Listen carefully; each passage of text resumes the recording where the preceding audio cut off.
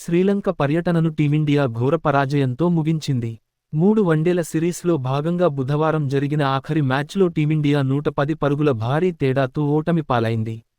చెత్త batting team India కొంపముంచింది. ఈ గెలుపుతో 3 వన్డేల సిరీస్ను శ్రీలంకతో కైవసం చేసుకుంది. 27 ఏళ్ల సుదీర్ఘ నిరీక్షణ తర్వాత శ్రీలంక భారత్పై వన్డే సిరీస్ గెలిచింది.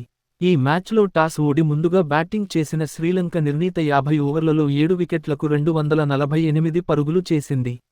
అవిష్కా ఫెర్నాండో 96 పరుగులు త్రుటిలో శతకాన్ని చేజార్చుకోగా, కుషాల్ మెండీస్ 59 పరుగులతో హాఫ్ సెంచరీతో రాణించాడు.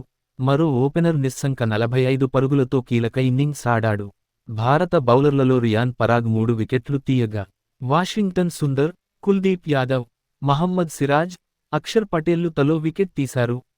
అనంతరం లక్ష్యఛేదనకు దిగిన భారత్ 26 ఓవర్లలోనే 138 పరుగులకు కుప్పకూలింది. రోహిత్ శర్మ 35 పరుగులు, వాషింగ్టన్ సుందర్ 30 పరుగులతో టాప్ స్కోరర్లుగా నిలిచారు. మిగతా బ్యాటర్లు విరాట్ 20, శుభ్మన్ గిల్ 6, రిషబ్ పంత్ 6, శ్రేయస్ అయ్యర్ 8, అక్షర్ పటేల్ 2, రియాన్ పరాగ్ 15, శివం దూబే 9, కుల్దీప్ యాదవ్ 6 పరుగులు చేసి దారుణంగా విఫలమయ్యారు. శ్రీలంక బౌలర్లలో దునిత్ వెళ్లలేగే 5 వికెట్లతో భారత్ పతనాన్ని శాసించగా, మహీష్ తీక్షణ్, జెఫ్రీ వాండర్సే 2 వికెట్లు తీశారు. అసితా ఫెర్నాండోకు ఓ వికెట్ దక్కింది. శ్రీలంక పర్యటనతోనే టీమిండియా హెడ్ కోచ్గా బాధ్యతలు చేపట్టిన గంభీర్ టీ20 సిరీస్ విజయంతో శుభారంభం అందుకున్నాడు.